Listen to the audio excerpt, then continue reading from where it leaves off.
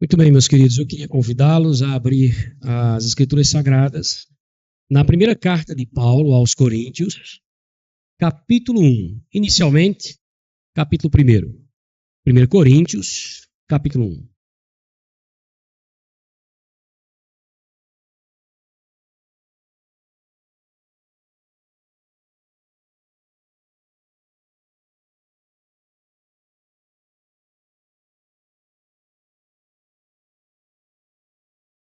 Todos encontraram? 1 Coríntios, capítulo 1.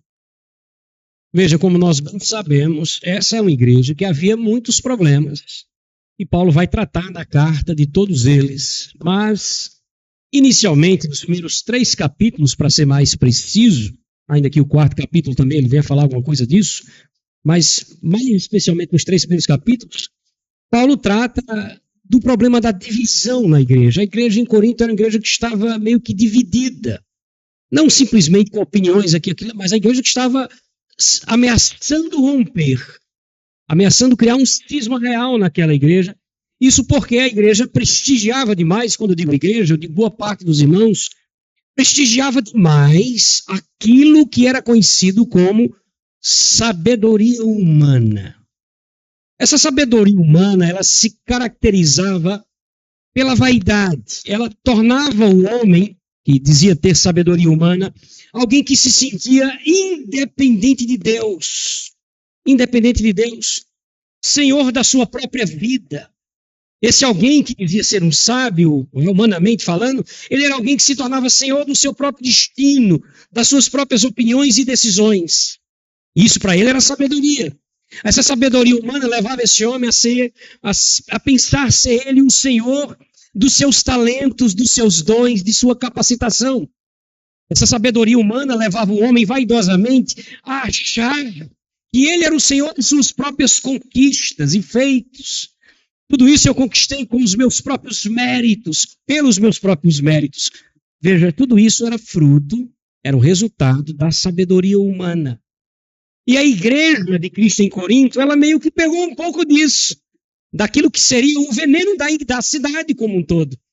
E aqueles irmãos ali em Corinto começavam então a disputar entre eles quem entre aqueles que passaram por lá como pregadores ou pastores era o melhor ou o mais importante daqueles homens. E aí eles se dividiam em grupos, entre aqueles que pregariam melhor, aqueles que falavam de maneira mais eloquente. Quem dentre aqueles que passaram por ali como liderança ou pregadores conseguia mostrar mais conhecimento na hora que estava expondo aquilo que estava expondo. E a igreja estava dividida assim em grupos.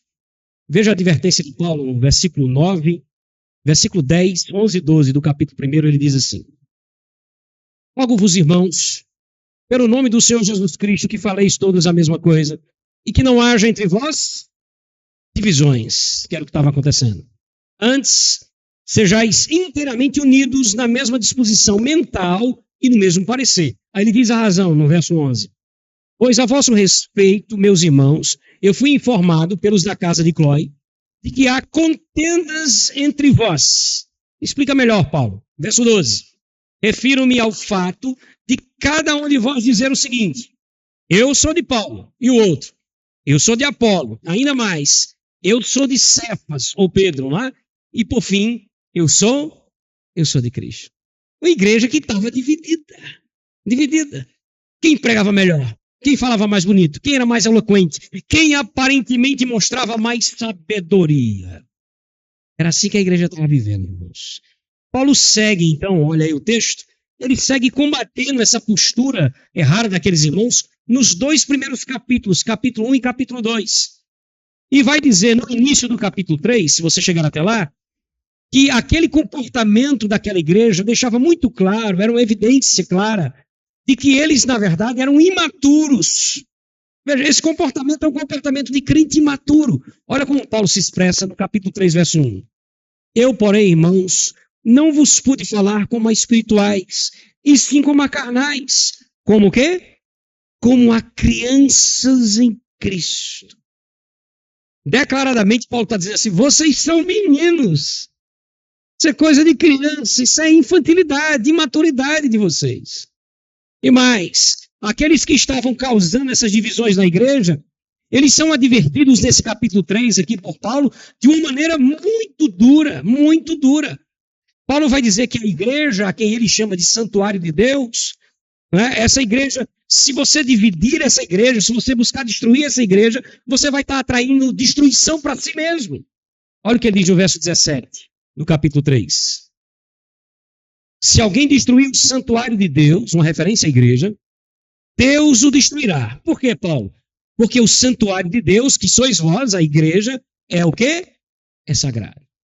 Essa é a advertência que ele deixa, olha. E quem for contra a igreja nesse sentido, de tentar com suas heresias destruí-la ou dividi-la, certamente atrairá a destruição de Deus para a sua vida. Olha que coisa séria. Meus irmãos, esse prestígio excessivo daquela igreja em relação à sabedoria humana estava levando a igreja a viver um trágico e perigoso engano. E veja, é sobre esse engano que o apóstolo Paulo passa a falar a partir do verso 18. E nós, claro, seguimos com Paulo sobre a luz do tema, o perigoso engano da sabedoria humana, que é o tema dessa noite. Está impresso no seu boletim, junto com os tópicos ou pontos que nós vamos discorrer.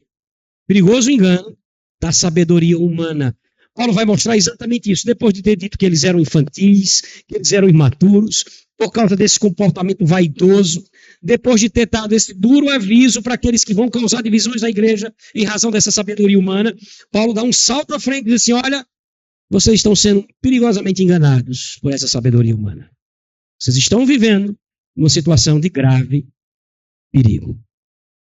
Vamos ler o texto em questão, o texto dessa noite, capítulo 3, verso 18 a 23, que já fizemos a leitura agora há pouco, vamos refazê-la, e na sequência a gente faz mais uma oração. Acompanhe, por favor, na sua Bíblia, a partir do verso 18 até o versículo 23. Diz assim: ninguém se engane a si mesmo. Se alguém dentre vós se tem por sábio neste século, ou vive essa sabedoria humana, faça-se louco para que possa de verdade se tornar sábio. Por quê, Paulo? Verso 19. Porque a sabedoria humana, ou a sabedoria deste mundo, é loucura diante de Deus.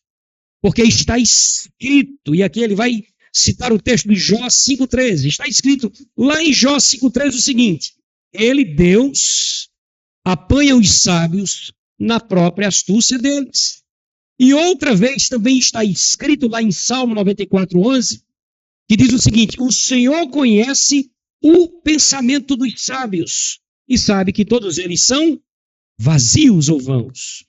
Portanto, qual é a conclusão? Ninguém se glorie nos homens. Ninguém se glorie nos homens. Por quê? Porque, afinal de contas, tudo é vosso. Seja Paulo, seja Apolo, seja Cefas, seja o mundo, seja a vida, seja a morte, sejam as coisas do presente, sejam as coisas futuras, tudo é vosso. E vós sois de Cristo. E Cristo é de Deus. Que texto bonito, né? Que Deus nos ajude a entender, viu? Vamos orar? Feche os olhos. Peça, Senhor, me ajuda a entender esse texto. Me ajuda a entender o que tu queres me ensinar a partir dele também. Vamos orar juntos. Bondoso Deus, o tema dessa noite nos fala sobre o perigo de viver essa sabedoria humana. Baseado nesse texto, ó Deus, que o Senhor nos permite meditar, nós pedimos, vem nos ensinar sobre isso. Abrir os nossos olhos para a verdade, para que possamos, ó Deus, dessa forma, ter mais cuidado com a nossa própria vida. Ensina-nos o que precisamos aprender da tua parte. Em nome de Jesus. Amém. Você percebeu aí no seu boletim que nós pontuamos a nossa devocional em 2 pontos, né? Aí em negrito aí, na síntese da nossa reflexão. Esses 2 pontos vão nos ajudar a entender exatamente o tema dentro do texto, tá certo? E vamos segui-los. Primeira coisa que a gente precisa aprender a respeito disso é que a sabedoria humana, ela é reprovada por Deus. A sabedoria humana é reprovada por Deus. Veja que Paulo começa o versículo 18 com uma advertência. Ele diz assim: ninguém se engane a si mesmo. Veja, isso era o que estava acontecendo com a igreja em Corinto. Aqueles irmãos não estavam enganando os outros, estavam enganando a si mesmo. Mas esse também é um risco que nós corremos igualmente a eles. E enganar a nós mesmos com essa sabedoria humana. Cair nesse perigoso engano. É por isso que Paulo orienta, veja o texto. Ninguém se engane a si mesmo, veja que há o risco de enganar-se a si mesmo. Aí ele diz, se alguém dentre vós se tem por sábio neste século, o que é que ele quer dizer com isso? Se você está seguindo a sua vida baseado na sabedoria humana, é isso que Paulo está dizendo. Se você olha para a sua própria vida e diz assim, eu realmente sigo a sabedoria humana. Eu percebo que a minha vida é pautada por aquilo que eu poderia encaixar, não é, como um conceito de sabedoria humana. Se essa é uma realidade, qual o conselho que Paulo dá? Olha o finalzinho do texto. Faça-se estulto para se tornar sábio. O que é que ele está dizendo? Se sua vida tem sido assim, deixa eu lhe dar um conselho. Isso é Paulo dizendo, cheio do Espírito Santo. É melhor que você se torne um louco aos olhos dos homens. E somente assim, você de fato será um homem sábio. Percebeu a invertida que Paulo dá? Essa é a invertida. Ele diz, olha, talvez vocês estejam vivendo enganados, viu? Como assim, Paulo? Talvez a vida de vocês esteja sendo pautada pela sabedoria humana. Onde é que nós encontramos esses conceitos de sabedoria humana? Na sociedade como um todo. Naquilo que nós acessamos na internet, naquilo que nós assistimos na TV, naquilo que nós lemos na nossa literatura, em tudo isso nós encontramos a sabedoria humana, que se coloca contra Deus ou independente de Deus. E aí Paulo diz, talvez você esteja vivendo enganado, mas deixa eu lhe dar um conselho. É melhor que você se torne, aos olhos desse mundo, um louco, para que de verdade você seja um sábio. Por que isso? Por que essa instrução? Verso 19, ele diz a razão. Porque a sabedoria deste mundo, ou seja, a sabedoria humana, ela é, na verdade, o quê? Loucura diante de Deus. Ou seja, essa sabedoria humana que leva o homem a sentir-se independente de Deus, a agir independente de Deus. Essa sabedoria humana que faz com que o homem, de maneira iludida, pense que é dono de si mesmo, de suas decisões, eu tomo as minhas próprias decisões, eu avalio as situações e vejo qual é o melhor lugar, o melhor caminho que vou andar, por onde vou andar, a minha vida é minha. Essa sabedoria humana que faz com que você imagine que a sua capacitação, os seus dons, os seus talentos, essa sabedoria humana que faz que você pense que o seu destino, o seu futuro, as suas vitórias e suas conquistas são coisas só suas, independente de Deus. Paulo diz, essa sabedoria humana, na verdade, é o que para Deus? É loucura. Essa autonomia que você toma para si mesmo, de achar que você é dono do seu próprio caminho e destino final, é uma tolice. É isso que significa a palavra loucura aqui. Deus olha para a sabedoria humana, Deus olha para a maneira como os homens traçam o seu próprio caminho, achando de si mesmo que são autossuficientes, e olha para isso assim, isso é uma loucura. Isso é uma tolice. E é o que Paulo está dizendo aqui. É por isso que ele começa dizendo, talvez você esteja vivendo enganado. Ele diz isso logo no primeiro verso, né? Ninguém se engane a si mesmo. Como assim, Paulo? Talvez você esteja vivendo a sua vida pautada na sabedoria humana. E qual é o conselho que você me dá, Paulo? É melhor que você seja louco diante dos homens. É melhor você parecer um louco diante dos homens. Só assim você será sábio. Explica melhor isso, Paulo. Aí entra no verso 19. Porque, na verdade, essa sabedoria humana é o que para Deus? É loucura, é uma fantasia para Deus. É uma loucura para Deus. E aí Paulo vai usar a Escritura Sagrada para reforçar o seu argumento. Veja, ele vai dizer que um dia os sábios desse mundo serão punidos. Por que é uma loucura para Deus? Ou qual o resultado disso, então, já que é loucura para Deus? Aí Paulo diz, olha, aqueles que vivem essa sabedoria humana, achando que são sábios, na verdade, serão punidos por Deus. Olha o verso 19 na íntegra, ele diz assim, porque a sabedoria desse mundo, a sabedoria humana, é loucura diante de Deus. Aí ele vai explicar usando a Escritura Sagrada. Porquanto está escrito, e aqui ele cita Jó, capítulo 5, verso 13. Deus apanha os sábios na própria astúcia deles. Não sei se você tem uma outra tradução, a versão que nós usamos na nossa leitura litúrgica foi perfeita aqui. Porque veja o termo que ele usa, ele apanha os sábios. É como se fosse uma armadilha.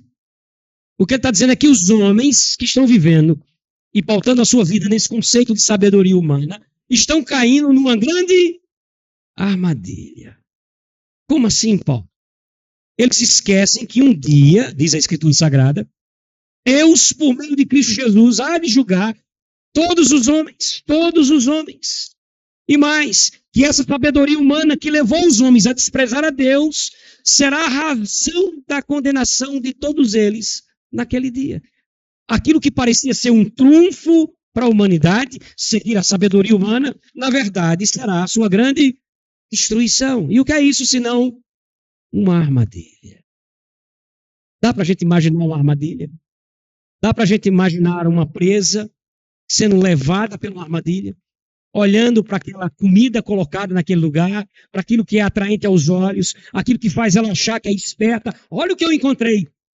Olha o que eu encontrei aqui, que bom, como eu sou inteligente. E aí ela se aproxima da armadilha e o laço é pego.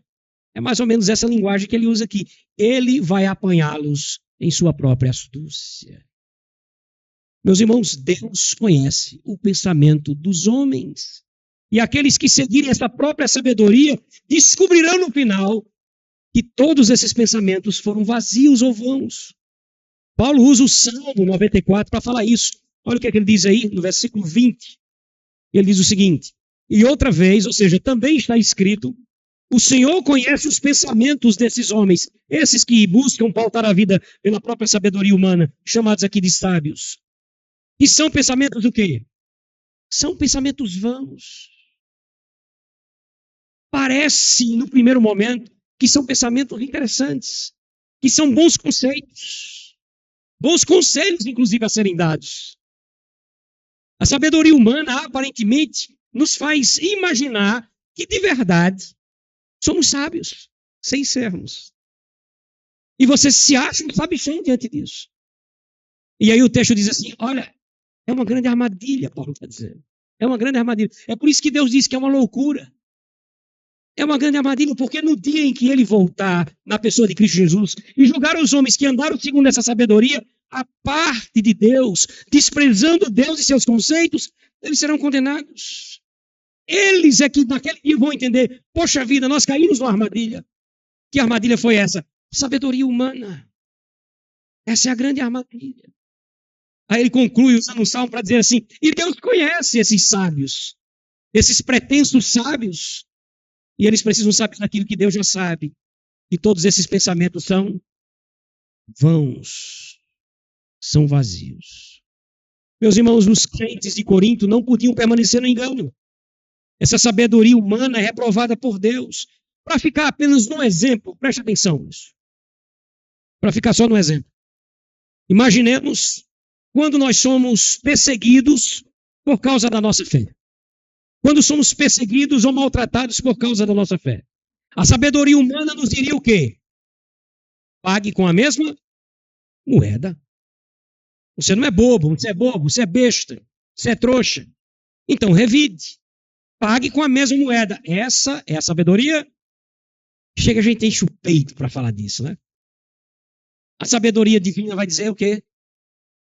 Orai pelos que vos perseguem. E mais, amai vossas... Deus do céu, que oposto. E alguém olhando de repente essa sabedoria humana, essa sabedoria divina, alguém vai dizer assim, meu Deus, mas isso é uma loucura. Isso é uma tolice, parece que vocês estão agindo como loucos. Voltamos então ao conceito do verso 18, você percebeu? O que Paulo havia dito no verso 18. Faça-se astuto para se tornar o quê? Sábio, ou seja, escolha viver a sabedoria de Deus. Essa que aos homens parece uma loucura. É isso que ele está dizendo aqui. Por quê? Porque essa sabedoria humana é reprovada por Deus. E mais cedo ou mais tarde será também por ele punida. Será punida por ele. Amém, irmãos? Entenderam esse primeiro ponto? Viram como a sabedoria de Deus, a sabedoria humana é reprovada por Deus? Que coisa, né? E será punida por ele. Vamos ao segundo ponto, está aí no seu boletim. A sabedoria humana nos priva de entender a verdade sobre nós. Ou aqui chega a doer o coração. Nós não sabemos muitas vezes as profundas verdades de Deus para o seu povo. E a sabedoria humana, ela meio que cega a gente para essas coisas. E eu quero mostrar a você no texto bíblico. Primeiro, eu quero mostrar a você que nós temos aqui a belíssima conclusão de Paulo de todo o argumento que ele vem trazendo desde o começo, quando ele começou a rebater esse erro. Olha o que ele diz no versículo 21, só o início. Portanto, veja, ele está no tom conclusivo, portanto, ninguém se glorie nos homens. Como assim? Para com isso, rapaz. Eu sou de Paulo, eu sou de Apolo, eu sou de Cefas. Ninguém se glorie nos homens, é o que ele está dizendo. E aí, meus irmãos, quando ele vai dizer a razão disso, por que a igreja não deveria se gloriar nos homens? Aí Paulo faz uma revelação assim espetacular a nosso respeito como igreja. Veja então, por que eles não deveriam se gloriar nos homens? Veja o verso 21 novamente, agora na íntegra. Ele diz, portanto, ninguém se glorie nos homens. Por quê, Paulo? Porque tudo é vosso. Como assim, Paulo? Tudo é vosso. Como assim tudo é nosso? Olha o início do verso 22. É espetacular isso aqui. Ele diz, seja Paulo, seja Apolo, seja quem? Seja Cefas. Tudo é vosso. O que é que ele está dizendo aqui, irmãos? Ele está dizendo o seguinte, irmãos. Deus fez esses homens e os capacitou apenas pensando em vocês. Apenas pensando em vocês.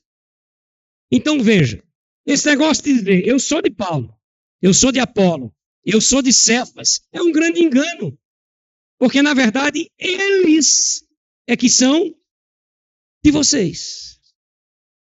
Eles é que foram preparados por Deus para vocês.